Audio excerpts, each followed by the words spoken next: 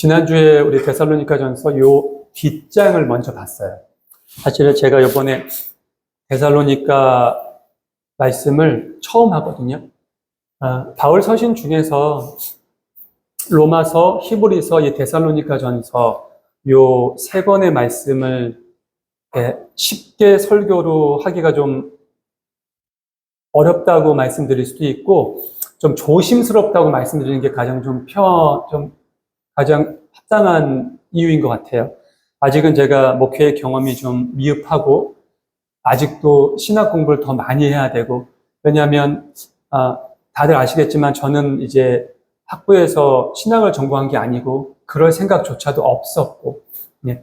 근데 어쩔 수 없는, 어떻게 보면 하나님의 인도하심, 또는 하나님의 강권적인 어떤 그런 상황 때문에 이제 신학을 뒤늦게 하게 되다 보니까 많이 부족하다는 걸 느낍니다.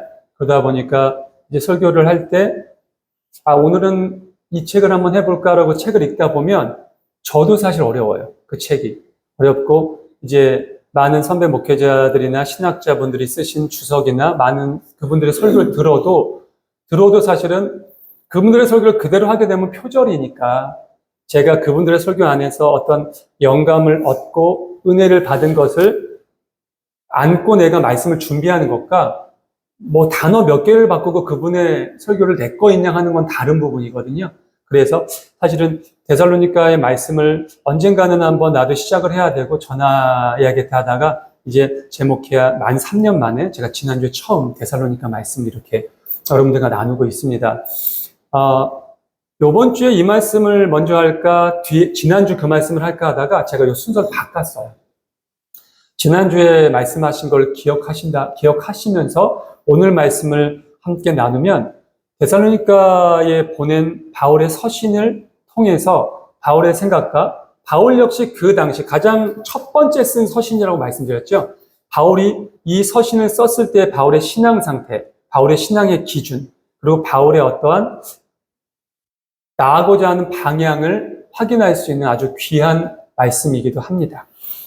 오늘 말씀을 나누기 전에 제가 어떤 예와 작은 거 하나를 좀 말씀드리고 싶은데 다들 아시는 거예요. 우리나라 전래 동화에 보면 햇님 달림이라는 전래 동화가 있습니다. 무슨 내용인지 아시죠? 하영이 알아? 하영이 햇님 달림 얘기 알아? 알아? 떡 하나 주면 안 잡아먹지. 그 얘기 알아? 뭐 스토리는 여러분도 다 아셔서 간단하게 뭐 설명을 드리면 이제 남매가 집에서 살고 있고 그중에서 아버지가 돌아가셨는지 아버지가 사골당하셨는지는 나오진 않아요. 어찌됐건 아버지를 여의고 어머니와 함께 두 아주 아리따운 남매가 이렇게 조그만한 뭐 초가집이라고 할까 그렇게 살고 있습니다. 왜 하필이면 또 이렇게 산속에 살아? 아니 좀 이렇게 불하게 살면 안 되나? 그러니까 그만큼 가난하다는 얘기겠죠. 어머니는 떡을 팔러 장에 나가시는데 갔다 오시는 길이 산이에요. 하필이면 산이니까 참 위험천만하죠. 그리고 그때 당시에는 이제 호랑이가 나오잖아요. 우리 예전에 할머니가 호랭이라고 그랬어요. 호랭이. 호랑이가 출몰을 합니다. 예전에 우리 가깝게 은평구에 있는 북한산, 그 북한산에도 한 몇십 년 전까지만 해도 여러분 북한산 호랑이가 출몰을 했었어요. 우리가 살던 대한민국이 그런 곳이었습니다. 자연이 함께 이렇게 어우러지는. 근데 이제 그날은 여느 때처럼 장사가 너무 잘 된 거예요. 그러다 보니까 호랑이가 출몰하는 그 시간 전에 어떻게 보면 동이 지기 전에 돌아왔어야 되는데 아이도 생각하고 장사가 잘 되니까 온 거예요. 오다가 아니나 다를까 호랑이를 만난 거죠. 떡 하나 주면 안 잡아먹을게. 그러다 떡을 다 뺏기고 팔 뺏기고 다리 뺏기고 끝내는 어머니가 잡혀 먹히죠. 근데 이 호랑이가 영특한 게 이 집에 아이들이 있다는 걸 또 안 거예요. 그래서 아이들을 잡아먹으러 오죠. 아이들이 도망을 가서 그렇죠? 하늘에 빕니다. 그래서 동아줄 내려오는 그런 내용이 바로 이 햇님 달림 동화의 내용이죠. 어렸을 때는 이 동화가 참 무서웠어요. 이 동화 들으면서 정말 무섭겠다. 그리고 참 잔인하지 않아요? 떡만 뺏어 먹어도 될걸? 팔 하나, 다리 하나, 그걸 끝내 잡아먹는? 그것이 어렸을 때 참 이렇게 동화책을 읽으면서 이게 동화인가? 라는 생각을 할 정도로 참 무섭고 그랬었던 생각이 듭니다.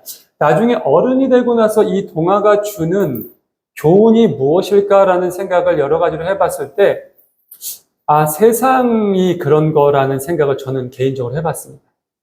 우리는 하나님을 믿는 사람들이니까 하나님의 법과 하나님의 질서를 지키고자 노력하는 사람들이고, 어렵지만 굉장히 힘들지만 지금 우리가 그렇게 하겠다고 마음을 먹고 머릿속으로 생각은 하지만 아직은 그런 실천을 못하고 있는 상황. 무엇이냐? 나의 어떤 고집, 비전, 방향, 세상의 법과 도리, 이치보다 하나님의 법이 우선되는 것. 가장 먼저 하나님의 나라와 그의 뜻을 구하는 것. 그것이 하나님의 말씀인 걸 알지만 그렇게 100% 실천하는 게 어렵죠. 그래도 그렇게 하려고 노력하는 것. 그것이 우리들의 모습인데 세상은 그렇지 않다라는 겁니다. 세상은 정말 오늘 제가 잠시 말씀드린 이 햇님 달림 동화의 내용이 호랑이처럼 뭘 하나 더 주면 또 요구하고 또 주면 또 다른 걸 요구하고 이렇습니다. 뭐를 가지고요? 바로 돈이라는 걸 갖고, 좀 더 나가면 권력이라는 걸 가지고, 명예라는 걸 가지고, 이 세 가지를 어떻게 보면 우리의 영적인 적인 사단이 사용해서 우리들에게 안 잡아먹을게. 그렇게 했으면 우리가 피하겠지만 내가 너가 원하는 돈을 줄게. 이 세상을 떵떵거리며 편안하게 살아갈 수 있는 돈을 줄 테니까 네가 너의 시간을 나한테 주라. 처음엔 그렇게 다가옵니다. 그리고 돈을 넉넉하게 줬어요. 너 명예도 필요하지 않냐? 돈만으로는 안 돼, 이 세상에서는. 명예도 있어야 돼. 내가 너에게 명예를 줄게. 그럼 너 나에게 무엇을 줄 수 있겠느냐? 마지막에는 어떤 영화에서 그런 대사가 나와요. 대한민국에서 진정한 1%가 되기 위해선 돈과 명예만으로는 안 된대요. 권력까지 갖춰야 된다는 거예요. 내가 너에게 권력을 줄게. 너 나에게 무엇을 줄래? 사단은 뭘 원하는지 아십니까? 그러면 이 세 개를 너의 영혼을 나에게 줘라 라고 얘기합니다. 과감하게 그 영혼을 팔죠. 우리가 보더라도 저게 인간이야? 어떻게 인간이 저럴 수 있어? 라는 지도자들이 많이 있었어요. 대표적으로 히틀러도 그랬고, 그렇죠? 나폴레옹도 그랬죠. 그들은 그들의 나라에서 추앙받는 사람일 수도 있고, 그렇겠지만, 알렉산더 대왕도 마찬가지였고, 어찌됐건 세계 정복의 야욕을 꿈꿨던 모든 사람들이, 그런 사단과 거래를 트면서, 사단이 줄 수 있는 세상의 모든 것들을 받으면서, 사람을 무차별하게 힘들고 어려운 백성들을 굶기고, 또 자기와 적이 되는 이방 나라 사람들은 사람 취급도 안 하며 죽이고, 그렇게 하나하나 해 나가는 것을 우리가 보게 됩니다. 어저께 제가 벌거벗은 세계사를 이렇게 미국 편을 좀 보면서 미국의 탄생, 또 미국이 지금처럼 전 세계 패권을 거머쥐게 되는 내용을 이렇게 보면서 몰랐었던 사실들을 좀 몇 개 알게 됐어요. 그 패널들도 상당히 똑똑한 친구들이잖아요. 예. 근데 그 패널들조차도, 내가 왜 이걸 몰랐지? 왜 학교 다닐 때 안 배웠죠? 그런 부분들을. 제가 물론 지금 말씀드리는 것은 미국이란 나라를 공격하는 게 아니에요. 역사적 사실이니까요. 미국 역시 지금의 미국의 영토를 자신의 영토로 만들면서 또 그 외에도 동북아의 패권이나 많은 것들을 좌지우지하고 싶은 어떤 야욕에 사로잡혀 필리핀을 정복하고 그쪽 괌이나 이런 땅들을 자신의 군사기지로 만들면서 참 몹쓸 짓을 많이 했더라고요. 굉장히 잔인하고 우리나라도 이제 일제치하에 또는 그전에는 이제 당나라, 청나라 이런 중국의 어떠한 좀 식민치하에 많이 있었죠. 그래서 그러한 서러움을 잘 알잖아요. 근데 그거와 비교도 할 수 없을 만한 잔인한 어떤 그러한 좀 전쟁의 결과물에 필리핀이나 많은 이들이 이렇게 처해있던 사실을 보면서 세상의 어떤 질서는, 세상의 어떤 기준은 이 힘의 논리에 입각해서 가는구나. 그리고 사단은 바로 그 틈을 파고들어 하나님을 믿는다는 사람조차도 바로 그 힘의 논리에 짓눌리게 하는구나라는 걸 깨닫게 됩니다. 오늘 우리 말씀 속에서 확인해야 할 말씀 하나가 뭐냐면요. 자, 우리 읽을게요. 9절 시작. 하나님께서는 우리를 진노하심에 이르도록 정하여 놓으신 것이 아니라 우리 주 예수 그리스도로 말미암아 구원을 얻도록 정하여 놓으셨습니다. 아멘. 자, 가끔은 그런 생각을 해봅니다. 하나님이 정말로 살아계시고 이 성경의 말씀이 다 사실이고 우리가 믿고 있는 믿음이 진짜라면 왜 이렇게 세상은 부조리하게 돌아갈까? 왜 이렇게 세상은 아름답고 깨끗하지 못할까?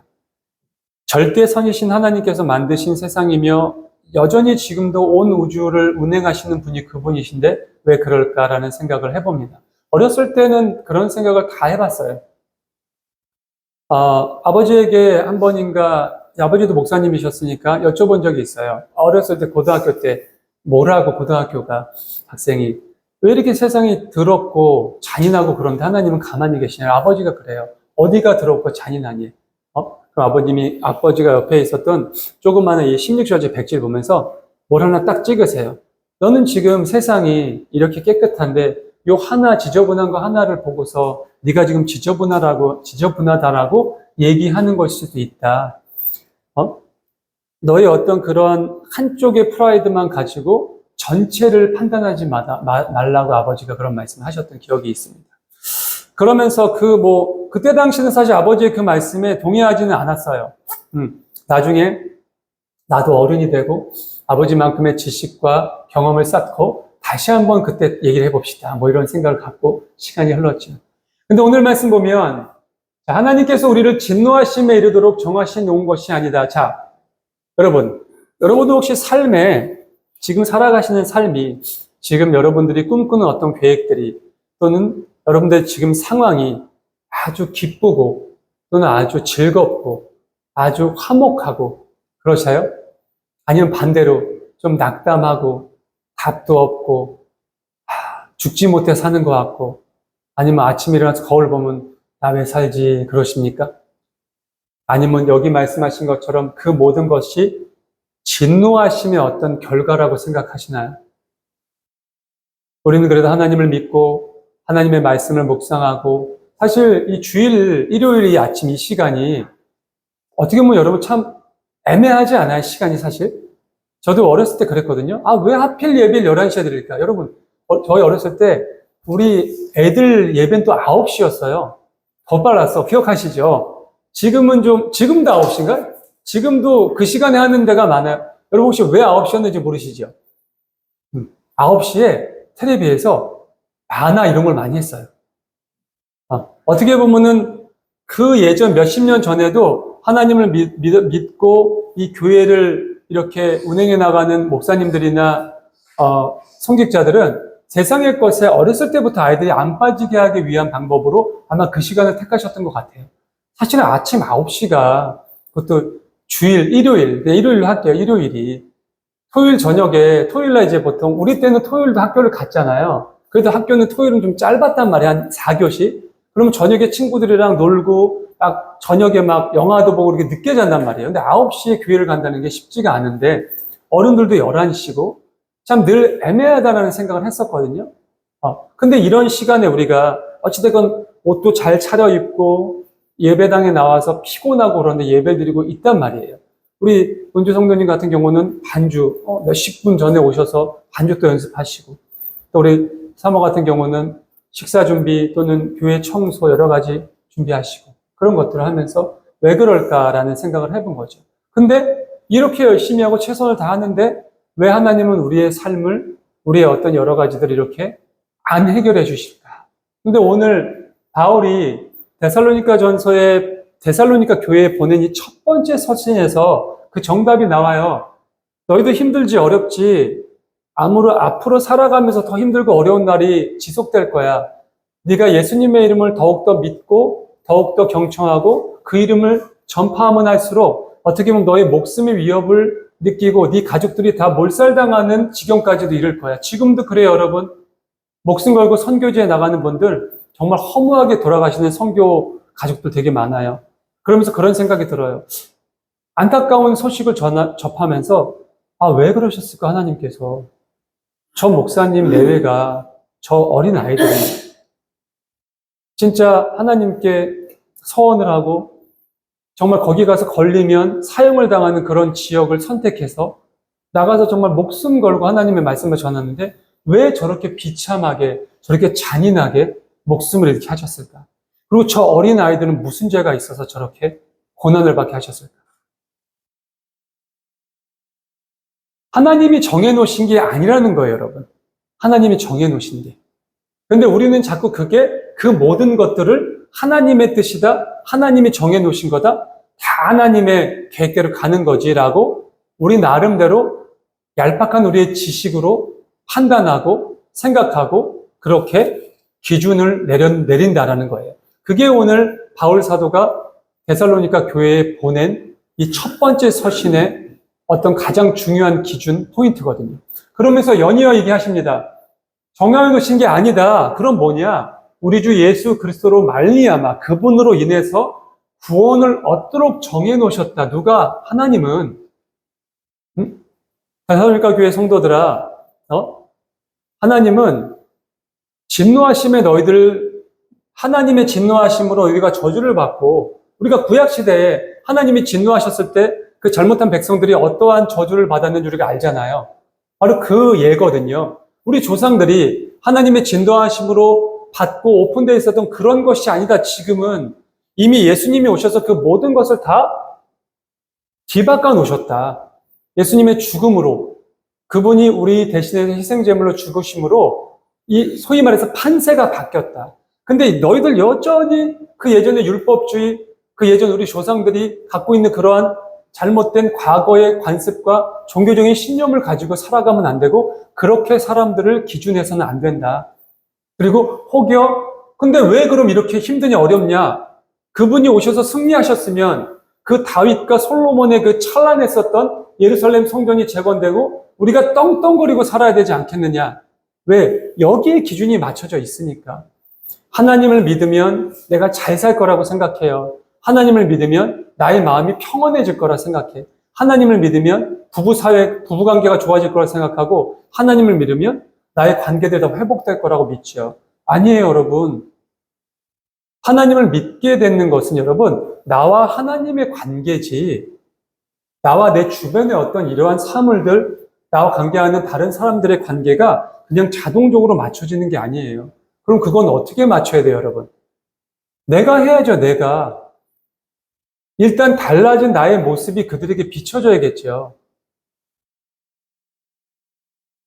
제가 전에도 한번 말씀드렸지만 하나님을 믿기 전에 나의 모습과 하나님을 진정으로 믿고 예수님을 만나고 그분 앞에 나의 죄를 고백하고 그분의 뜻대로 살아가겠다고 다짐한 나의 모습이 180도 달라져야죠. 그리고 그것이 어떻게 달라져야 돼? 나 달라졌어. 아싸. 드디어 내가 오늘 세례도 받고 살 거야. 근데 직장에 나가서 내가 직장 사람 대하는 건 똑같아. 아니, 더 지독해졌어. 그러면서 주변에서 그래. 저거 교회 다니더니 더 독해졌어. 교회 다니기 전이 났었는데 이제는 지 주일날 교회 나간다고 우리한테 일요일날 나와서 일하래. 지 수요일날 수요 예배 드리러 간다고 우리한테 수요일날 지일까지 떠밀고 있어. 이러면 안 된다는 거예요, 여러분. 자, 여러분. 하나님을 믿지 않는 사람, 하나님을 모르는 사람은 상관이 없어요. 저도 관심 없어요, 그런 사람들한테. 네. 근데 정말 하나님의 백성이라고, 하나님의 나라의 시민이라고 내가 정했고 나오는 사람들한테는 당연히 제가 관심도 있고 하나님도 그런 사람들에게 말씀하시는 거예요.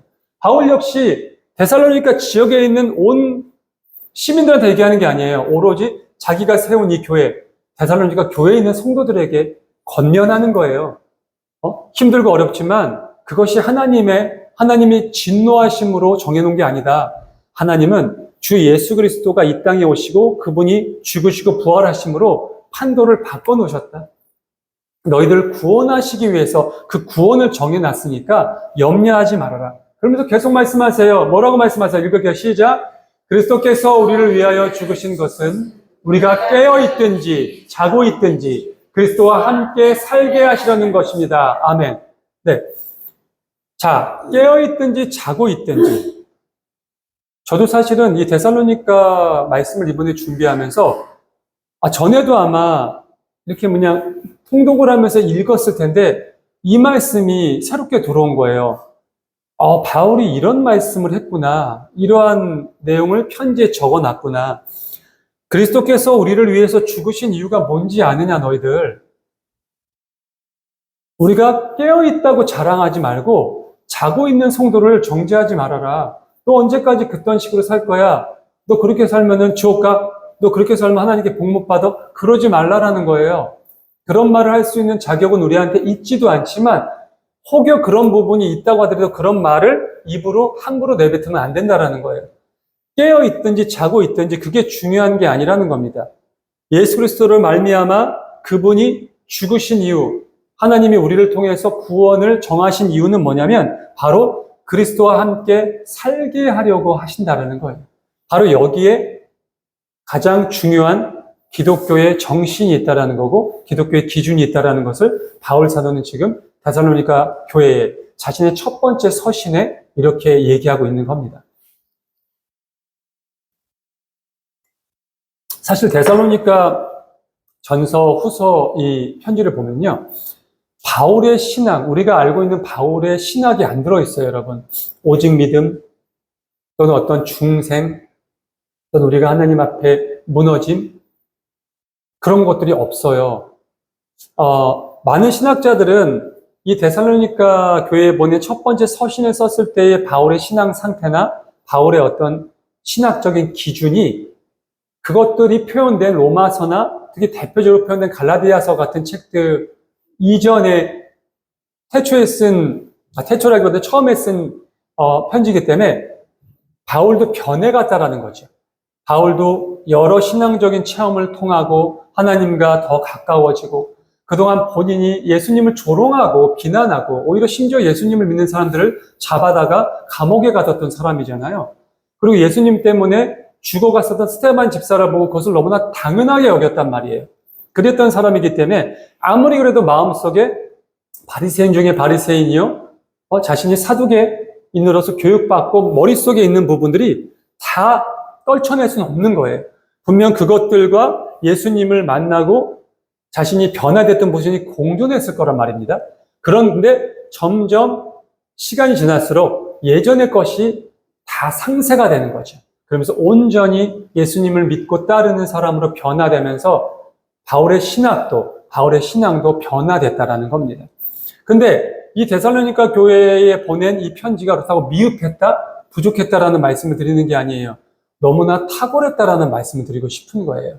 그리고 한편으로는 저 역시 주의 종으로 목사로 좀 나태하고 게으르고 어떻게 보면 저 성도 왜 저럴까 그런 급이 아닌데 어렸을 때 그 정도로 교회를 다니고 그런 교육도 받고 하나님 앞에 무너져도 봤으면 이제는 좀 그 믿음이 최소한 기본은 가야 되는데 왜 저럴까 하면서 말은 안 했지만 마음속으로 저도 정죄를 하고 있었던 저를 깨달으면서 오늘 말씀을 통해서 저도 그 마음조차도 생각조차도 내가 그렇게 가지면 안 되도록 노력을 해야겠구나라는 생각을 하게 됐다라는 겁니다.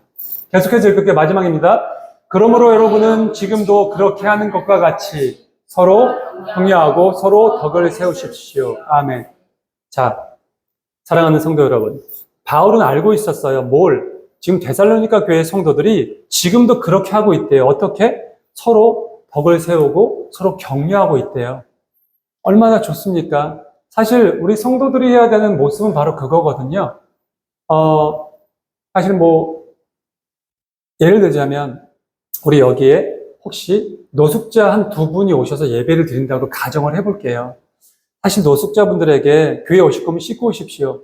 이빨도 닦고 오십시오. 이렇게 얘기 못해요, 여러분.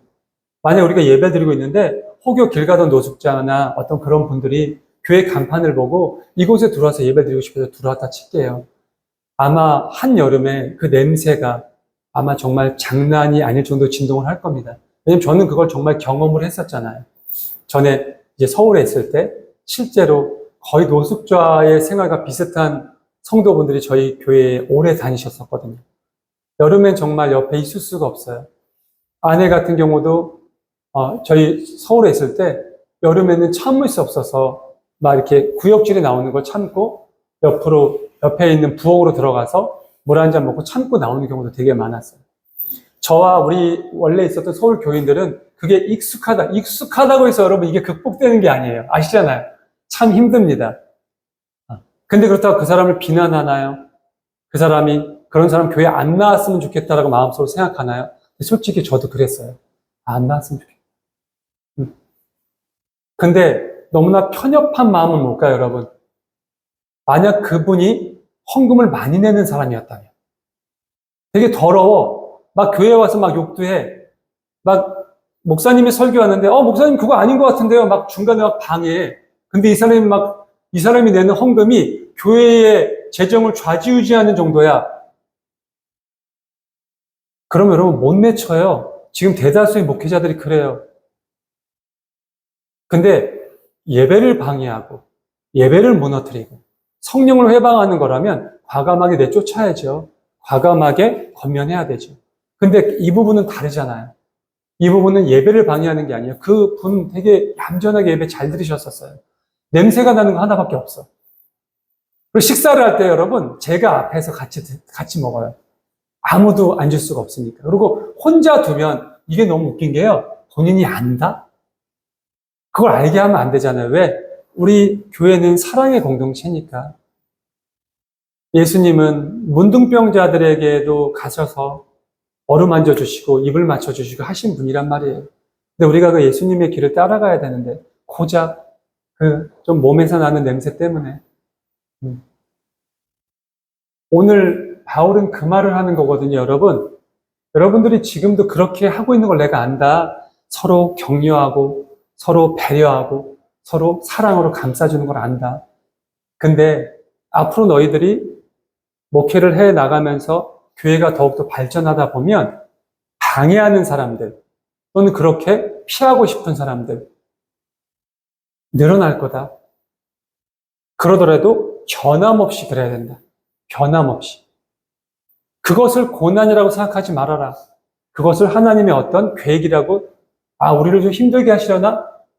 나를 시험하시는 거다라고 판단하지 말아라. 그게 아니다. 하나님은 온 인류를 다 구원하시고자 하시는 계획을 갖고 계셨고 예수님의 탄생과 죽으심과 부활하심으로 그것을 완성시켜 놓으셨다. 그러니 우리가 해야 되는 건 뭐냐? 우리도 우리의 목숨이 다하는 그날까지, 세상 그날까지 전해야 된다. 건면해야 된다. 그리고 우리가 그들에게 떳떳하게 자랑하고 떵떵거리려는 것이 아니다. 오히려 섬겨주고 그들의 발에 씻겨주고 그래야 된다. 그 말씀을 지금 하고 있는 겁니다. 오늘의 말씀의 주제를 우리의 정체성이라고 한번 정해봤습니다. 정체성이 뭔지는 다 아시죠? 사랑하는 성도 여러분, 여러분들의 정체성은 어디에 있습니까? 그 기준이 무엇입니까? 어떤 목사님께서 제가 개인적으로 존경하는 목사님이 그런 얘기를 하시면서 설교를 하시는데 혹여 여러분들은 나아가서 전도를 하거나 또는 교회에 하나님을 믿는다는 이름으로 복지를 하거나 선교를 할 때 우리가 보통 복지나 선교나 전도를 할 때 좀 우리보다 어찌됐건 좀 힘들고 어려운 사람을 돕잖아요. 그렇잖아요, 여러분. 우리가 지금 이 작은 교회인데 우리가 우리보다 잘 나가는 회사, 우리보다 떵떵거리는 그런 데 가서 전도는 해도 선교나 복지는 안 한단 말이죠. 보통 선교나 복지를 할 때는 힘들고 어려운 분들을 위해서 하죠. 그러면서 혹시 우월감을 가지면서 하진 않았느냐라는 거예요. 내가 좀 더 잘 살고 좀 더 배운 지식이 높고 나는 살만하니까 딱한 것.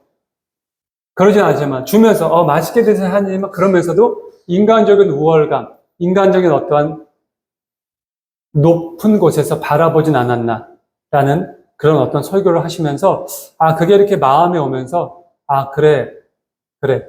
그러면서 어떤 단어가 떠올랐냐면 바로 정체성이에요. 우리의 정체성이 뭐예요, 여러분? 우리는 죽을 수밖에 없는 사람들이었어요. 다 저주받을 수밖에 없는 사람들이었습니다. 예수님이 이 땅에 오지 않으셨으면 우리는 하나님께 갈 수 있는 방법이 없어요, 여러분. 왜 없어요? 예수님이 오셔서 율법을 완성하셨기 때문에 예수님을 믿는 믿음으로 우리는 구원에 이를 수 있어요. 너무나 쉬워졌죠. 근데 예수님 오시기 전에는 뭐예요? 그 구원이 율법이에요, 여러분.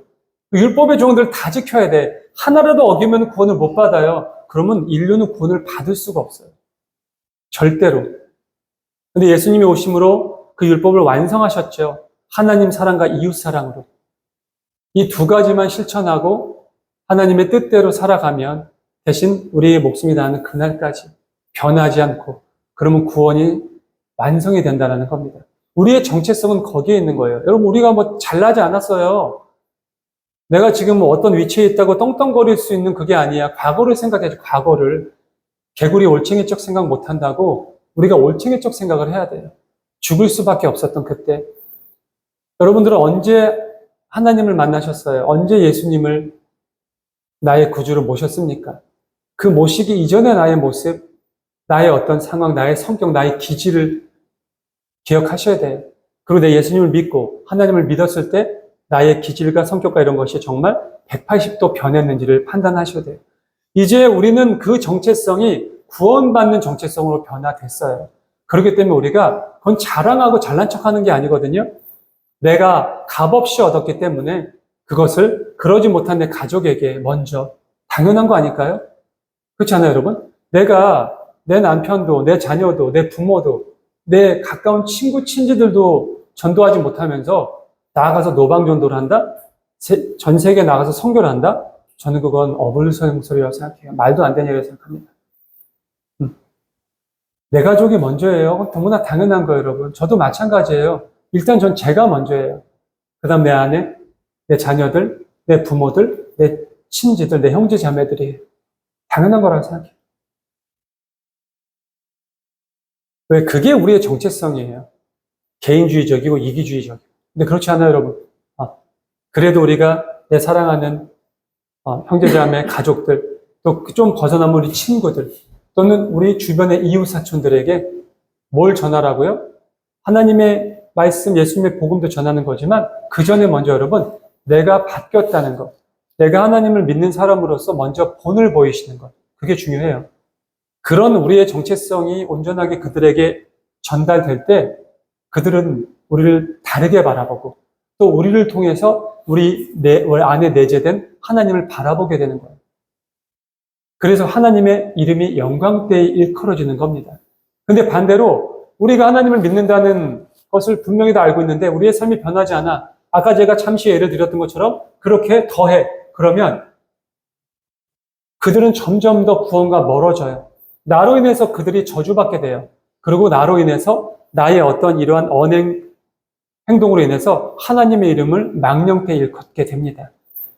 말씀을 마무리하죠. 사랑하는 성도 여러분, 우리의 정체성이 어디에 있는지 오늘 이 시간 온전하게 깨달으실 수 있기를 간절히 소망합니다.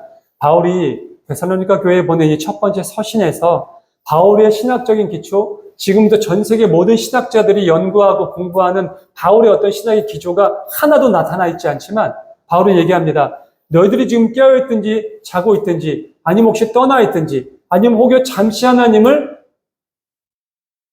세 번째 선택, 네 번째 선택으로 밀어놨든지 그게 중요하지 않다. 정말 중요한 건 뭐냐? 하나님이 우리를 구원하시겠다고 정해놓으신 그 사실이다. 우리가 노력한다고 여러분 구원에 이르는 게 아니에요. 우리가 엄청나게 헌금을 쌓는다고 구원에 이르는 게 아니라니까. 설교 말씀 잘 듣고 그걸 실천하고 한다고 구원에 이르는 게 아니에요. 구원은 전적인 하나님의 은혜예요. 그분의 전적인 능력이시고 그분의 유일한 그분의 어떻게 보면 그분의 사랑의 표현이세요. 그렇기 때문에 우리는 그것을 믿고 알고 오늘 데살로니가전서를 보낸 이 서신을 통해서 바울이 여전히 너희들 잘하고 있다. 저도 똑같이 말씀드려요, 여러분. 우리 하나님과 동행하는 교회 성도 여러분 너무너무 잘하고 계세요. 너무 서로 잘 배려하고 잘 섬겨주시고 노력하고 계십니다. 근데 앞으로도 계속 그렇게 해주세요. 바울은 그렇게 권면합니다. 저 역시 여러분들에게 똑같은 권면을 드리고 싶습니다. 힘들고 어렵고 내 몸이 좀 아프고 내 사업이 좀 잘 안 되고 직장 생활에 좀 꼬이고 내 인간관계가 무너지더라도 여러분들 그럴 때일수록 더 서로 섬겨주시고 더 사랑해주시고 더 배려해 주십시오. 그게 하나님이 우리를 예수 그리스도 안에서 우리에게 원하시는 뜻이고 길입니다. 기도하시겠습니다.